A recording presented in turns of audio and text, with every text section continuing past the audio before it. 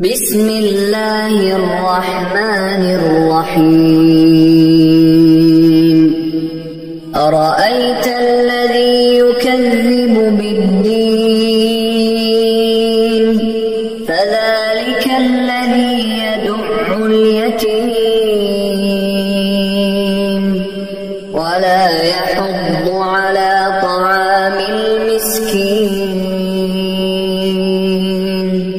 فويل للمصلين الذين هم عن